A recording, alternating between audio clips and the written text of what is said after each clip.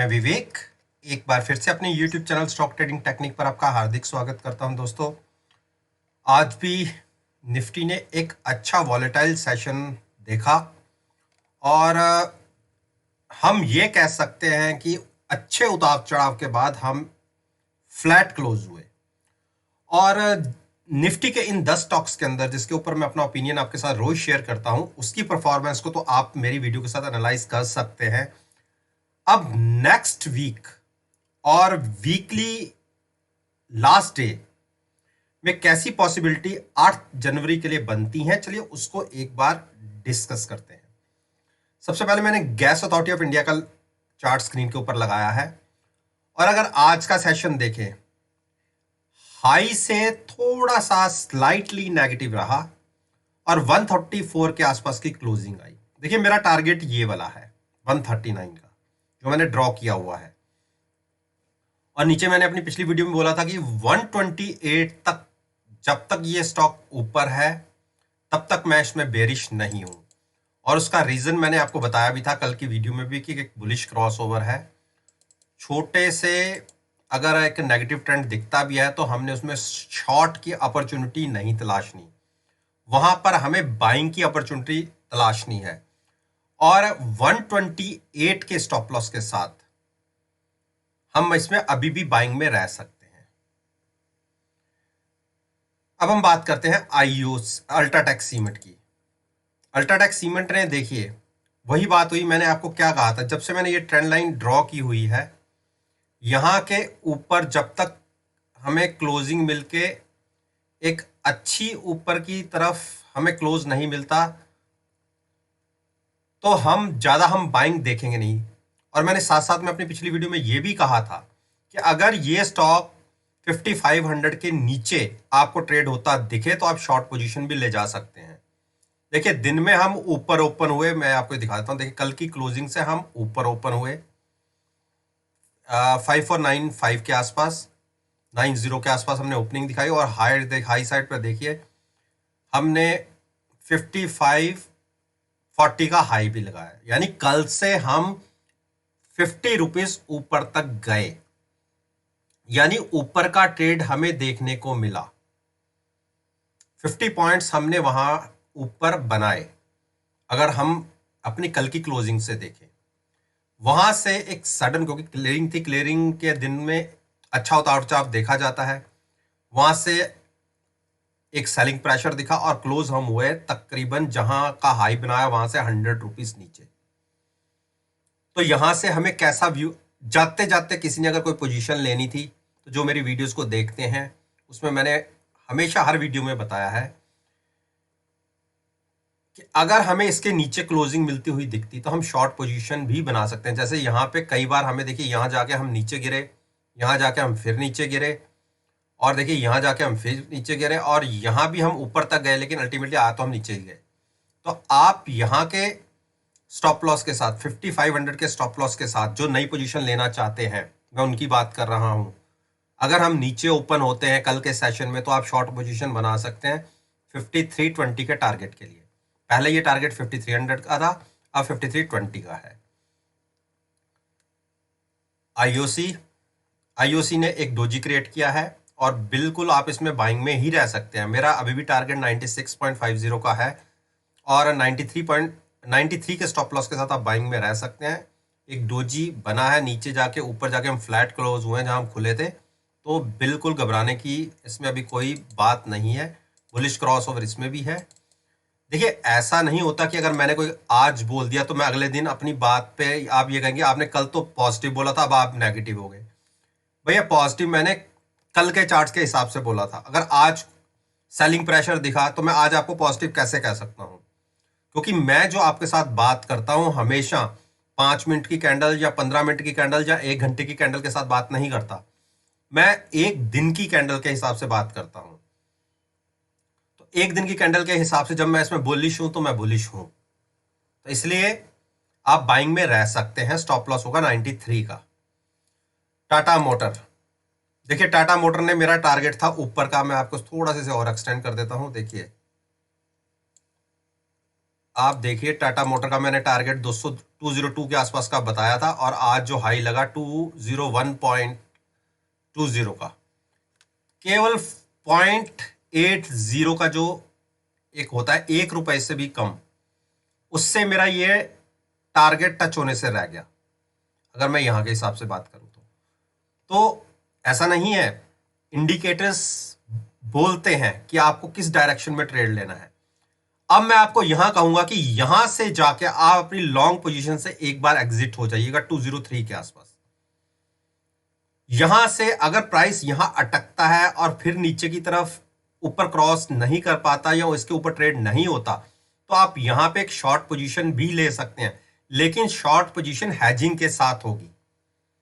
Naked position किसी भी तरफ की कोई मत लीजिए, उसको कवर करके चलिए। रीजन है, ये स्टॉक्स हैं, ये इंडेक्स नहीं है कि घूम फिर के वापस आ जाएगा। स्टॉक्स अगर एक बार नीचे गिर गए या ऊपर चले गए तो वो आपको रेट्स दोबारा नहीं दिखते। हजार हजार रुपए के शेयर भी 0-0 हो जाते हैं, तो आपको वो रेट फिर से दोबारा नहीं दिखे। इंडेक्स को मैं नहीं कहता, इंडेक्स में आपका रेट वापस आता है। तो कॉन्शियस होके अभी स्टॉक में आप पॉजिटिव बने रहिए, लेकिन एक चीज आज के जो इस स्टॉक ने बहुत ही नेगेटिव तरीके से क्रिएट की है, वो है एक बेयरिश डोजी। देखिए स्टॉक कहां तक गया, प्राइस 201 तक, और लेकिन क्लोजिंग कहां मिली, लोअर साइड पर। तो ये डेंजरस पोजीशन होती है इस तरीके से। अगर इंडिकेटर्स को आप देखेंगे तो वो अभी स्ट्रेंथ स्टॉक में दिखा रहा है। देखिए अभी भी स्टॉक के अंदर स्ट्रेंथ है, लेकिन जो कैंडल फॉर्मेशन हुई है वो क्लोजिंग बिल्कुल लोअर साइड पर आई है। तो इसीलिए कल जिनकी पोजीशन होल्ड है, जो पीछे से कैरी करते आ रहे हैं, वो तो अभी है प्रॉफिट में, तो वो तो अपनी पोजीशन को कैरी कर सकते हैं। लेकिन जिसने भी नई पोजीशन लेनी है बाइंग साइड पर, वो कॉन्शियस हो गए, कल की ओपनिंग पहले देखे। अगर तो हम आज की क्लोजिंग से ऊपर की तरफ ओपन होते हैं तो आप बाइंग में बैठेंगे, अदरवाइज बाइंग की पोजीशन मत लीजिएगा। लेकिन शॉर्ट की पोजीशन भी मिड में आके नहीं लेनी, जहां तो थोड़ी हमें करेक्शन यहां तक मिल जाए, यहां से हम अग्रेसिव होकर सेलिंग कर सकते हैं, क्योंकि हम मिड में खड़े हैं, ना इधर ना उधर। तो इसीलिए कोई भी डायरेक्शन जब तक हमें नहीं मिलती, हम इसके अंदर ट्रेड नहीं लेंगे। हाँ, यहां मिल जाए तो आप शॉर्ट करिए, यहां जाए तो आप बाय कर सकते हैं, लेकिन हैजिंग के साथ। यूपीएल ने आज एक अच्छी मूव दिखाई है और स्ट्रेंथ के साथ ये स्टॉक ट्रेड कर रहा है। मैं पिछले तमाम दिनों से, अगर 15 दिन की बात करें, तो मैं इसके अंदर कोई अपना ओपिनियन जनरेट नहीं कर रहा था, और आज भी मेरा व्यवहार वैसा ही है। लेकिन मुझे किसी की कॉल आई थी, तो उन्होंने कहा सर आप कम से कम अपना ओपिनियन तो बता दीजिए, बाकी ट्रेड लेना ना लेना वो हमारी मर्जी है। तो मैंने, चलिए देखिए, जब तक ये स्टॉक 470 के ऊपर है बिल्कुल आप बाइंग में रह सकते हैं, लेकिन 470 के नीचे ब्रेक होते ही आप अपनी पोजीशन से एग्जिट हो जाएगा, लॉन्ग पोजीशन से एग्जिट हो जाएगा। लेकिन मैं शॉर्ट कैप बनाने की बात भी नहीं कर रहा, शॉर्ट के लिए लेवल काफी नीचे के हैं। तो अभी स्टॉक के अंदर स्ट्रेंथ है, तो बिल्कुल जिसने ट्रेंड के साथ ट्रेड लेना है वो बिल्कुल लेके जा सकता है। हीरो मोटोकॉर्प ने, अगर आप पिछले 7, 8, 10 दिन की बात करें तो इस स्टॉक में कोई मूवमेंट नहीं है।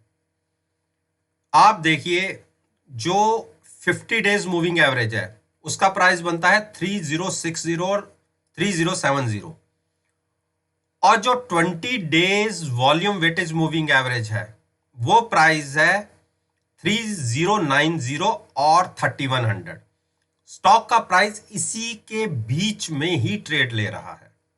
तो जब तक इसके बीच में है तब तक मैंने आपको मना किया हुआ है कि आपने कोई ट्रेड नहीं लेना। लेकिन आज के दिन में इसने 3070 को ब्रेक करके नीचे क्लोजिंग दी है, और नीचे से जो मेरा 3500 का टारगेट था, और सॉरी 3000 का एक बार नीचे के टारगेट्स थे मेरे, उस तरफ की तरफ गया। लेकिन मैं अभी इसकी नीचे की नेगेटिव मूवमेंट से सेटिस्फाइड अभी नहीं हूं। मुझे लगता है कि इसके अंदर एक बड़ी मूव नीचे की तरफ की भी आनी चाहिए। तो स्टॉक ने नीचे क्लोजिंग दी है, 3070 के स्टॉप लॉस के साथ आप शॉर्ट में रह सकते हैं। कल अगर हम नीचे नेगेटिव ओपन होते हैं तो आप बिल्कुल शॉर्ट पोजीशन बनाइए। सबसे पहले 3000 का टारगेट, और उसके बाद बड़ी गिरावट भी इसके अंदर दिखने को मिल सकती है, क्योंकि कहीं भी दूर दूर तक अभी स्टॉक में भी बाइंग नहीं दिख रही। टाइटन, देखिए टाइटन ने आज बहुत बड़ी एक्सपोर्ट जो लेवल है उसके ऊपर ये स्टॉक खड़ा है। और मैंने अपनी वीडियो में क्या कहा था, कल की वीडियो में भी कहा था कि मैं बाइंग के लिए तो एडवाइस नहीं कर रहा, लेकिन शॉर्ट भी कल की क्लोजिंग पर मैंने एडवाइस मना करी थी। लेकिन आज जो इसने क्लोजिंग दिखाई है 1550, मैंने बोला था कि जब उसके नीचे हमें क्लोजिंग मिलेगी तो हम शॉर्ट करेंगे 1515 के टारगेट के लिए। और देखिए क्लोजिंग उसके नीचे तो नहीं मिली, लेकिन उसके आसपास आ गई है। तो कल की मूव अगर नीचे की तरफ मिलती है और आधा घंटा आप देखिएगा, वहां पे एक शॉर्ट पोजीशन बन सकती है। टारगेट होंगे 1515 के, और ये प्राइस अगर नीचे ब्रेक हुआ तो स्टॉक में काफी बड़ी गिरावट देखने को मिल सकती है। तो इसीलिए जब तक हमारे प्राइस नहीं आते हम शॉर्ट भी नहीं करते। तो मैंने लॉन्ग तो बिल्कुल अवॉइड करने के लिए बोला था। अब मैं बात करता हूं टीसीएस। देखिए टीसीएस ने एक हैमर क्रिएट किया है, और देखिए सपोर्ट कहाँ, जो मैंने ये 9 दिन की मूविंग एवरेज है इसके नीचे ही मैंने बेरिश की अपना इंडिकेशन 3000 के नीचे का दिया था। लेकिन मैंने इन प्राइसेस पे शॉर्ट करने के लिए बिल्कुल मना किया था और बाइंग भी अवॉइड की थी। लेकिन हमें नीचे का प्राइस देखिए इंट्राडे के अंदर 3000 के प्राइसेस देखने को मिले, लेकिन क्लोजिंग नहीं मिली। क्लोजिंग वहां से फिर एक अच्छी बाइंग दिखी और हायर साइड की क्लोजिंग। आप इस कैंडल फॉर्मेशन को देखिए, ये रेड कैंडल नहीं है, ये एक बुलिश हैमर है कि नीचे से अच्छी बाइंग दिखी कि स्टॉक में वीकनेस नहीं है। तो आप ये देखिए जो कल की क्लोजिंग थी उसी के आसपास की आज भी क्लोजिंग आई, जबकि मार्केट ने दोनों तरफ की मूव दिखाई। तो मैं अभी भी आपसे ये कहता हूं कि आप यहां पे ना तो बाइंग करिए ना सेलिंग करिए। देखिए पिछले 3 दिन से प्राइस यहीं पे कंसोलिडेट हो रहा है। इस कैंडल का क्लोजिंग देखिए, इसकी देखिए और इसकी देखिए, तकरीबन हम ये कह सकते हैं कि आसपास के प्राइसेस पर ही क्लोजिंग है। तो इसलिए मैं अभी तो इसमें थोड़ा सा वेट करूंगा कि हमें किस तरफ का ब्रेकआउट मिलता है या ब्रेकडाउन मिलता है, तो हम इसके अंदर ट्रेड लेंगे। तब तक हम वॉच करेंगे। मारुति, मारुति ने देखिए पिछले 4-5 दिन की मूवमेंट देख लीजिए, यही 50-60 पॉइंट की रेंज के अंदर इसमें एक ट्रेडिंग हो रही है। आज इसने सपोर्ट लिया है, जो आप ये 20 डेज मूविंग एवरेज के ऊपर 7610 का जो प्राइस बनता है उसके ऊपर इसकी क्लोजिंग आई है। और एक क्रूशियल सपोर्ट है नीचे 7575 की। अभी तक तो इसको होल्ड किया, और पिछले 3 ट्रेडिंग सेशन को देखे तो लगातार इस प्राइस को ये स्टॉक होल्ड कर रहा है 7575। अगर इसके नीचे हमें एक क्लोजिंग मिलती है तो हमें 200 पॉइंट का एक नेगेटिव साइड पे ट्रेड मिल सकता है। तो लॉन्ग को तो अवॉइड कीजिए, नीचे के ट्रेड के लिए वेट कर सकते हैं कि गिरावट आती है तो हम शॉर्ट बना सकते हैं। उस केस में हमारा स्टॉप लॉस थोड़ा सा होगा 7625 के आसपास का। तो ट्रेड मिलने के लिए थोड़ा वेट करना बहुत जरूरी है। अब बात करते हैं ब्रिटेनिया। देखिए ब्रिटेनिया में एक स्ट्रेंथ दिखी है आज के दिन में। अगर आप पिछले 15 कैंडल्स को देखें तो आप ये क्या कहेंगे, लगातार एक के बाद एक नए लोज।